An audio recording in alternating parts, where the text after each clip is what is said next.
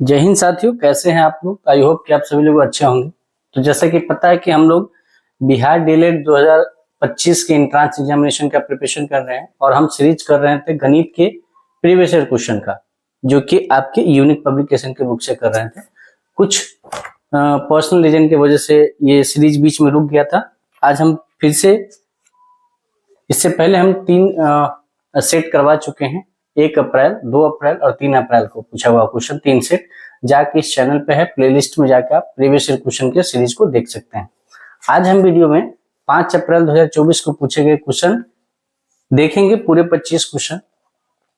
और आप लोग से निवेदन है कि आप ज्यादा से ज्यादा इस वीडियो को शेयर करें ताकि बाकी और बच्चे को इससे फायदा हो सके। और वीडियो अच्छी लगे तो लाइक करके चैनल को सब्सक्राइब जरूर कर लीजिएगा। पहला क्वेश्चन आपके स्क्रीन पे दिख रहा होगा। पूछा है कि रूट 15 कैसी संख्या है। इस क्वेश्चन को हमने चैप्टर वाइज जब करवाया था प्रीवियस क्वेश्चन का सीरीज, तो उसमें भी जो वास्तविक संख्या होती है नंबर सिस्टम, उसमें हमने करवाया था। तो ये क्वेश्चन है रूट 15 कैसी संख्या है। तो रूट 15 एक अपरिमेय संख्या होती है। हमने कई बार क्वेश्चन में किया है कि जो भी नंबर रूट के अंदर फंस जाता है तो वो एक अपरिमेय संख्या का सीरीज कहलाता है। या किसी नॉर्मल संख्या के साथ भी रूट वाली संख्या जोड़ में, घटाव में या गुना में या भाग में हो तो वो सभी अपरिमेय होती है। तो इसका आंसर हो जाएगा अपरिमेय संख्या, इसका आंसर हो जाएगा। ठीक है, क्वेश्चन नंबर 27 हम देखते हैं। 27 क्वेश्चन क्या कहता है, a,1 का मौसा क्या होगा। क्वेश्चन है a,1 का मौसा यानी HCF पूछ रहा है, महत्तम समावर्तक। तो ध्यान रखिएगा, 1 के साथ किसी भी संख्या का अगर मौसा पूछे तो वो हमेशा उसका मौसा 1 होता है। इस चीज को आप ध्यान रखिएगा। चाहे आपके 1000 में और 1 का HCF पूछे तो हमेशा 1 होगा, क्योंकि 1 इकलौता ऐसा संख्या है जो हर संख्या को काट देता है। और HCF यानी मौसा कौन सी संख्या कहलाती है, यानी जब हम मौसा करते हैं दो संख्याओं का तो उसका अंतिम भाजक जो संख्या को पूरी काट देता है, बिना शेष बचे, शेष 0 रहे, तो उसे हम HCF कहते हैं। तो आपको पता होना चाहिए कि एक ऐसी संख्या है जो हर किसी संख्या को काट देता है, तो इसलिए इसका HCF 1 हो जाएगा। 28 नंबर क्वेश्चन देखिएगा, भाज्य A भाजक B के लिए A बराबर BQ प्लस R दिया हुआ है। इसे हम यूक्लिड विभाजन पर में क्या करते हैं, यदि आप क्लास 10th में इसको पढ़ा होगा तो इसमें एक कंडीशन होता है। कंडीशन क्या होता है, A ये हो जाता है आपका भाज्य, है ना, B होता है भाजक जिससे किसी संख्या को भाग करते हैं, भागफल ये कोसेंट हो जाता है भागफल, भाजक से भाग देने पर जितनी मात्रा में पूरा करता है वो भागफल, और कटने के बाद जो बच जाता है उसे हम शेष कहते हैं। तो आपको पता होगा, यदि आपकी बेसिक नॉलेज जानकारी अच्छी होगी तो आपको पता होगा कि शेष जो है हमेशा भाजक से कम होता है। ठीक है, तो अगर आप कंडीशन बनाएंगे तो B जो है, B किससे छोटा होगा, 0 से क्या होगा, बड़ा होगा। क्या होगा, अच्छा कंडीशन क्या पूछ रहा है, ऑप्शन दिया है कि R और B में क्या होगा, है ना। तो यहाँ कंडीशन क्या हो जाएगा आपका, ये जो R है, R, ये R क्या होगा, 0 से तो बड़ा होगा, बड़ा या बराबर, क्योंकि R 0 भी हो सकता है और R से 0 से बड़ा भी होगा, लेकिन ये B से क्या होगा, छोटा होगा। तो ये कंडीशन बनेगा, क्योंकि यदि शेष अगर भाजक के बराबर हो जाता है तो एक बार और भाग लग जाएगा, है ना। तो हमेशा ध्यान रखिएगा, अगर भाजक 4 है तो शेष जो है आपका मैक्सिमम होगा तो 0 से 3 के बीच में होगा, 4 कभी भी शेष नहीं हो सकता है। तो भाजक से यानी B से हमेशा छोटा होगा R शेषफल, लेकिन 0 या 0 से बराबर 0 भी हो सकता है और 0 से बड़ा R होगा, इसीलिए हम ये लगाए हैं। ठीक है, लेकिन R के बराबर कभी भी B नहीं होगा। तो इसमें किस ऑप्शन में है, तो आप देखेंगे ऑप्शन नंबर C है, इसलिए 28 का आंसर C हो जाएगा। क्वेश्चन हम देखते हैं। क्वेश्चन कह रहा है कि बहुपद है 9x² - 4 के शून्यक पूछ रहा है। क्वेश्चन है कि 9x² - 4 का शून्यक पूछ रहा है कि शून्य क्या होगा।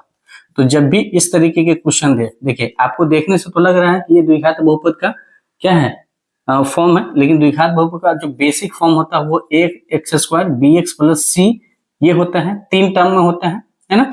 लेकिन यहाँ 2 ही टर्म जब देखे, तो जब भी इस तरीके का क्वेश्चन दे और शून्य पूछा रहा है तो कुछ नहीं करना है आपको, 9x² - 4 = 0 कर देना है। अब यहाँ से 9x² बराबर क्या आ जाएगा, 4 आ जाएगा।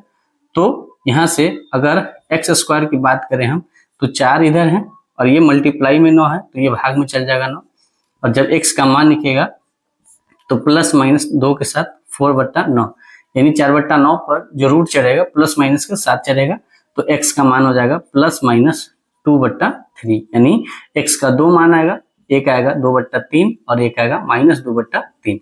ये क्यों हुआ?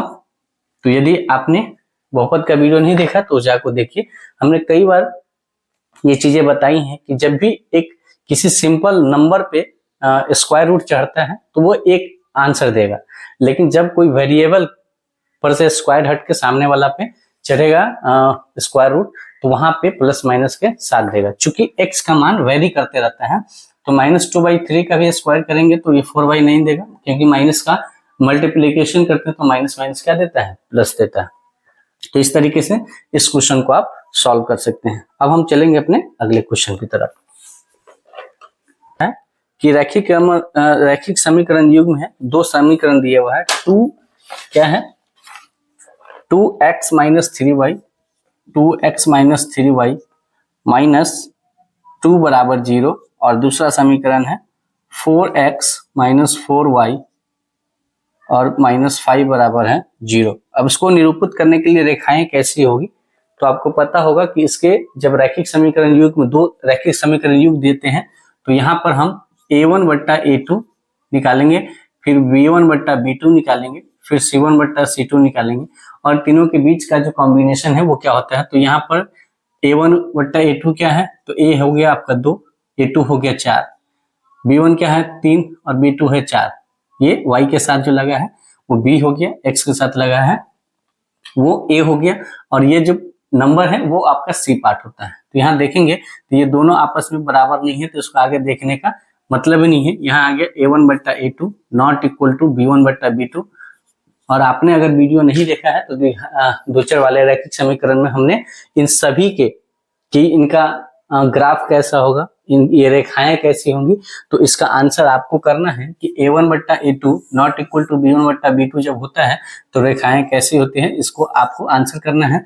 तो जल्दी से इसका आंसर आप कमेंट बॉक्स में करेंगे, तभी तुम्हें समझ में आएगा कि पढ़ाने का कुछ फायदा हो रहा है। ठीक है, 32 नंबर क्वेश्चन पे 32 नंबर क्वेश्चन कहता है कि 4x -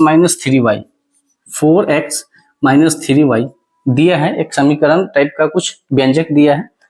बोला कि भुज प्रथम 5 प्राकृत संख्याओं का माध्य और कोटि प्रथम 5 पूर्ण संख्याओं का माध्यिका हो, तो व्यंजक को हल करिए। देखिए बोला गया है कि भुज और कोटि के बारे में चर्चा किया है, तो आपने निर्देशांक ज्यामिति का वीडियो नहीं देखा तो वहां जाकर देखेंगे कि निर्देशांक ज्यामिति में जब भी कोऑर्डिनेट दिया रहता है, सपोज करिए कि 2,3 है, तो x वाले मान को हम भुज कहते हैं और y वाले मान को हम कोटि कहते हैं। तो यानी कह रहा है कि x का मान क्या है, तो प्रथम 5 प्राकृत संख्याओं का जो माध्य होगा वही क्या है इसका, है ना, प्रथम 5 प्राकृत संख्याओं का जो माध्य है वही भुज होगा x का मान। तो पहले हमको 5 प्राकृत संख्या लिखना पड़ेगा प्रथम, तो होगा 1 2 3 4 5, ये शुरुआती का 5 प्राकृत संख्या है और उसका माध्य बोल रहा है, तो मतलब 5 से भाग करना पड़ेगा।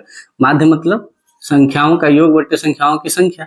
अब इसको जब आप जोड़ करेंगे तो ये आ जाएगा आपका 15/5 यानी 3, यानी x का मान भुज का मान हमको निकल गया कि भुज हमारा कितना है 3।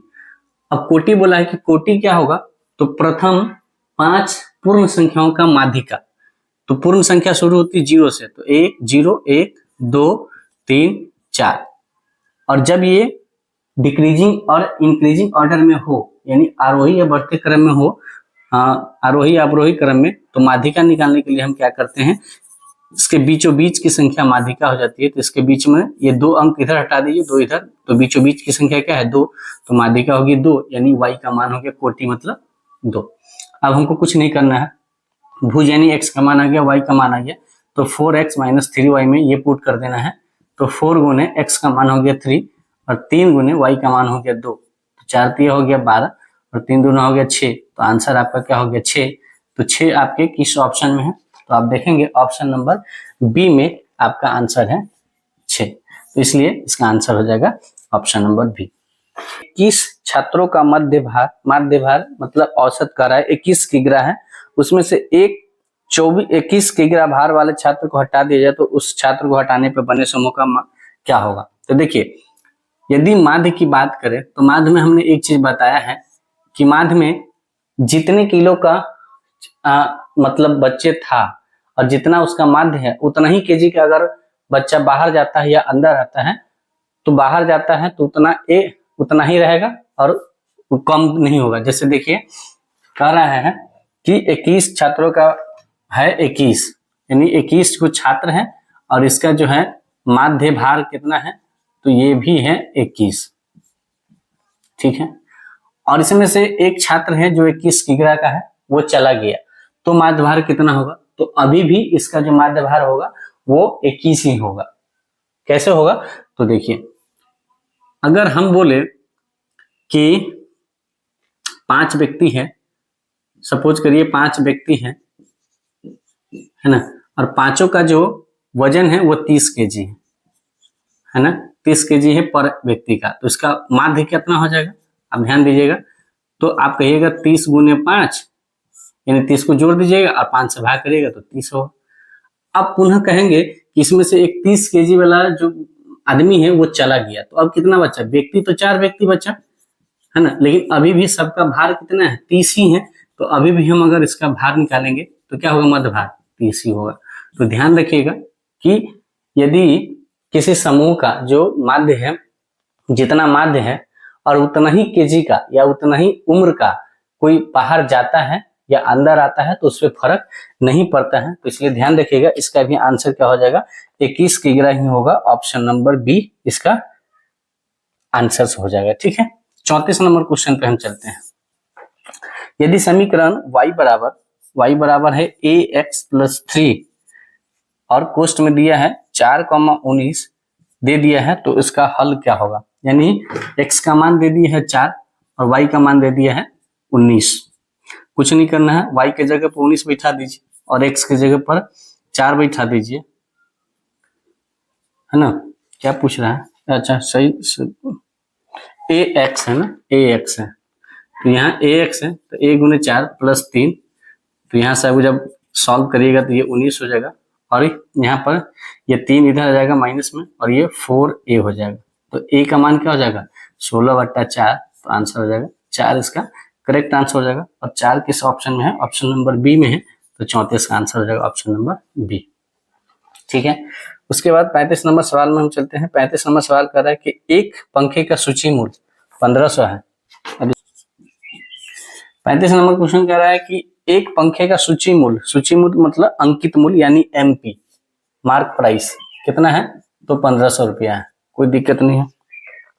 सूची मूल्य पर 20% बट्टा दिया जाता है, अब किसी ग्राहक को कितना अतिरिक्त बट्टा दिया जाए कि उसका शुद्ध मूल्य 1104 रुपया हो जाए, यानी 1500 का वस्तु है और 2 क्रमिक गुट 1104 में फाइनली इसको देना है। तो पहले जो 1500 का जो मूल्य है अंकित है उस पे दिया गया है कितना, 20% का छूट दिया गया है, यानी 20% की बात करें तो 20% का जो भिन्न वैल्यू होता है 1/5 होता है, यानी 5 का वस्तु था तो 1 छोड़ दिया, मतलब 4/5 में देगा। तो अभी भी इसका जो मूल्य बचेगा, इसका 4/5 बचेगा, तो 5 से काटेंगे तो 3, यानी 1200 रुपया अभी भी बचेगा 20% बट्टा देने के बाद।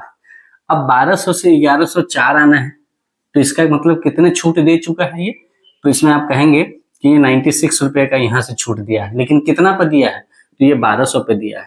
तो दूसरा जो छूट हमारा होगा, जो दूसरा छूट होगा, इस तरीके से आप निकाल सकते हैं कि 96/1200 इंटू 100%, यानी 1200 पे 96 छूटा है, तो 00 से 00 12 96, इसका मतलब है कि दूसरा जो छूट दिया है वो 8% का छूट दिया है, जो कि आपके ऑप्शन डी में है, इसलिए इसका करेक्ट आंसर डी हो जाएगा।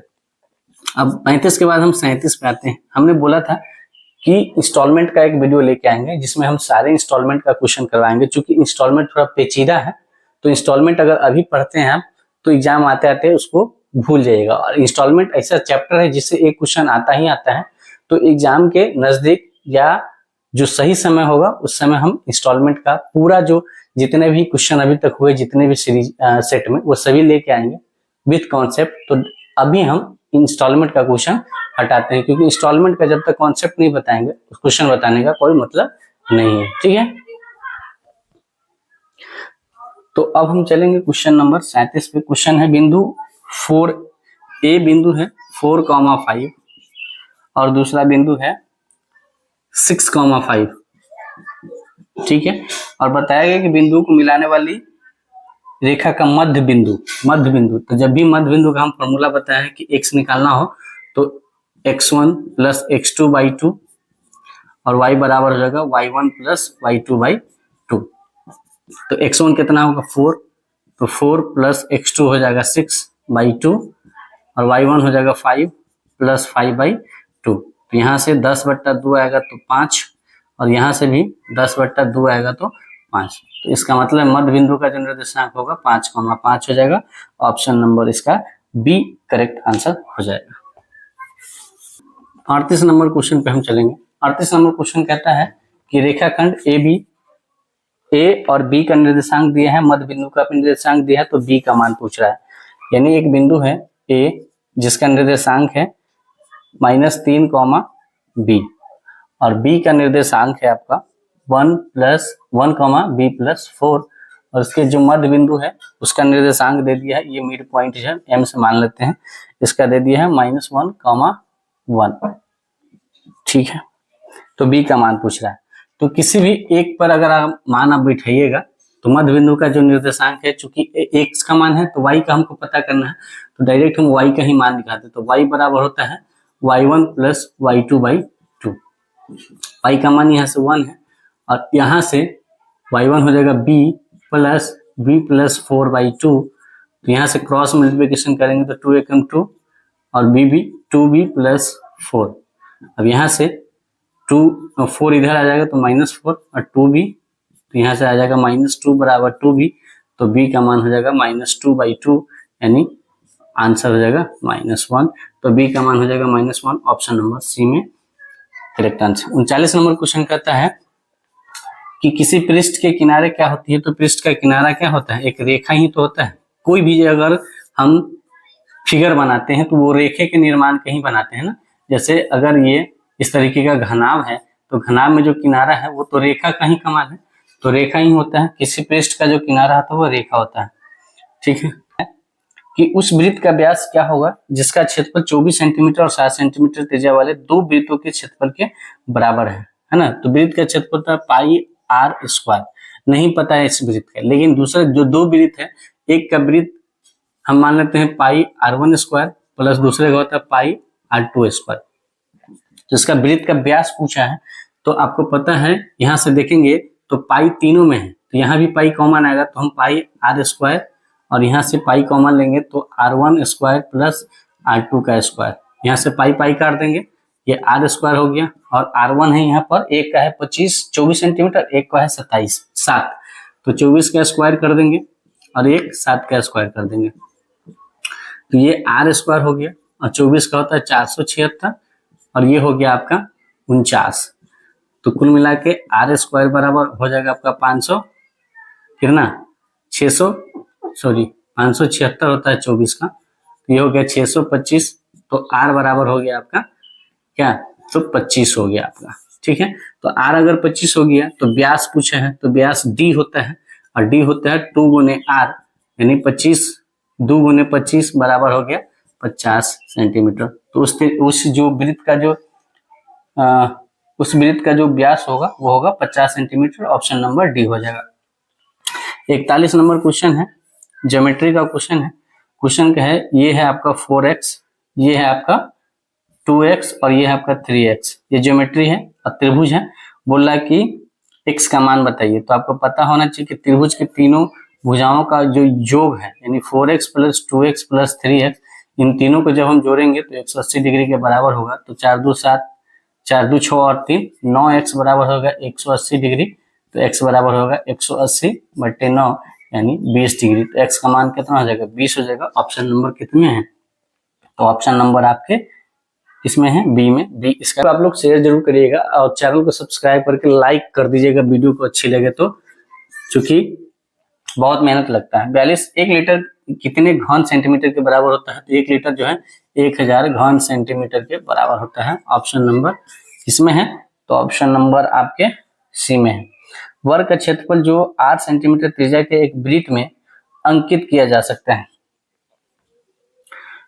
एक वृत्त है और पूछा है कि इस वृत्त में एक वर्ग जो है 8 सेंटीमीटर त्रिज्या के, 8 सेंटीमीटर त्रिज्या, अच्छा इसमें एक वर्ग जो है आपका डाला गया है, इस वर्ग का क्षेत्रफल पूछ रहा है कि क्या होगा। तो आपको मैं बता दूं कि वर्ग के प्रत्येक भुजा का लंबाई जो होता है बराबर होता है और इसके विकर्ण भी आपस में बराबर होते हैं और प्रत्येक कोण भी 90 डिग्री का होता है।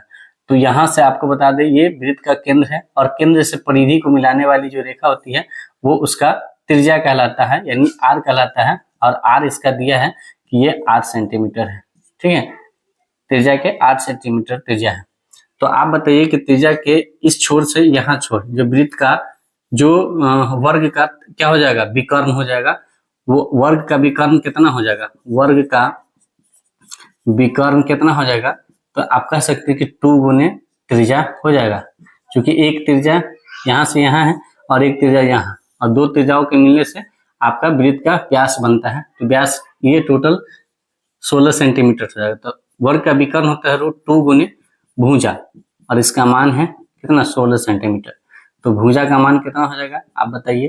तो इसको हम लिख सकते हैं √2 गुने 8 और बट्टा में √2 से भाग कर देंगे, तो ये 8√2 हो जाएगा। तो पूछ क्या रहा है, वर्ग का क्षेत्रफल। तो क्षेत्रफल बराबर फॉर्मूला होता है भुजा का स्क्वायर, यानी 8√2 का स्क्वायर जब हम करेंगे तो 88 64 और 64 गुने 2 होगा 128 सेंटीमीटर स्क्वायर। वर्ग सेंटीमीटर होता है, जब भी क्षेत्रफल निकालते हैं तो सेंटीमीटर का स्क्वायर होता है, ठीक है। चलिए 44 नंबर क्वेश्चन है, 44 नंबर हम क्वेश्चन देखते हैं। 44 नंबर क्वेश्चन कहता है कि एक त्रिज्या 28 सेंटीमीटर बेलनाकार बोतल से तरल को खाली करने के लिए त्रिज्या 2 सेंटीमीटर और ऊंचाई 8 सेंटीमीटर शंक्वाकार बोतल की संख्या बताइए। तो आयतन निकाल दीजिएगा, त्रिज्या इतना और ऊंचाई इतना की एक बेलनाकार। तो आयतन निकालिए पाई आर स्क्वायर एच और यहाँ हो जाएगा 1/3 पाई आर स्क्वायर एच। यहाँ R1 हम मान लेते हैं, इसको H1 मान लेते हैं। और ये 3 कहाँ चला जाएगा आपके, तो ये चले जाएंगे ऊपर में, ठीक है।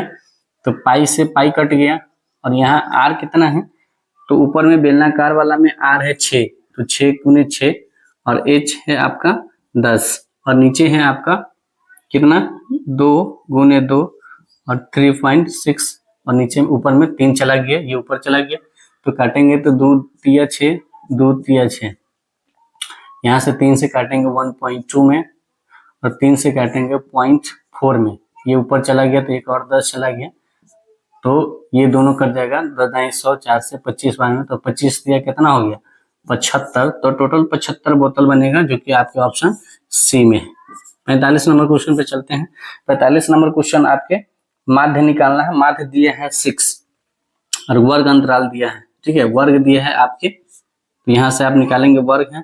उसके बाद आपको वर्ग दिए हुआ है, तो वर्ग दिया है तो आपको पहले आपको पता होना चाहिए कि नॉर्मल माध्य निकालने के लिए आपके एक माध्य का फॉर्मूला होता है कि सिग्मा fx बटा सिग्मा f, जहां पे f मतलब हो गया फ्रीक्वेंसी, है ना, तो f यहाँ पे दिए हुआ है, ठीक है, बारंबारता जो है वो दिए हुआ है और वर्ग अंतराल भी दिया हुआ है। यहाँ पे बारंबारता दिया है, बारंबारता यानी इसी को हम फ्रीक्वेंसी बोलते हैं, FI के नाम से जानते हैं, और वर्ग अंतराल दिया है। और x जो है, x जिसको आप मध्य बिंदु कहते हैं, मध्य बिंदु के नाम से जानते हैं x को, तो x आप निकालिएगा यहाँ से और बाद में फिर fx निकालेंगे, दोनों को गुना करके।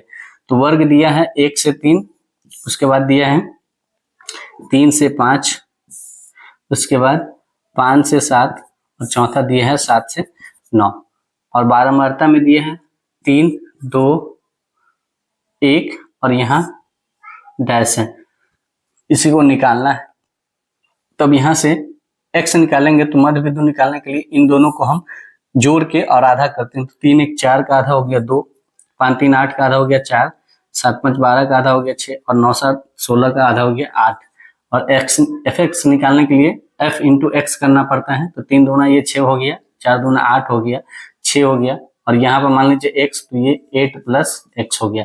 तो हमको चाहिए सिग्मा एफ एक्स चाहिए और एफ चाहिए, तो सिग्मा एफ एक्स का योग तो यहाँ कर लेंगे। सिग्मा का मतलब होता है जोड़, है ना, ये सिग्मा जो दिया है वो योग होता है, तो एफ एक्स तो हम सिग्मा एफ एक्स यहाँ से निकाल लेंगे। और सिग्मा एफ निकालने के लिए इस सब को जोड़ेंगे, तो 3 2 5 1 6, तो 6 प्लस एक्स हो गया ये आपका सिग्मा एफ, और ये हो गया सिग्मा एफ एक्स।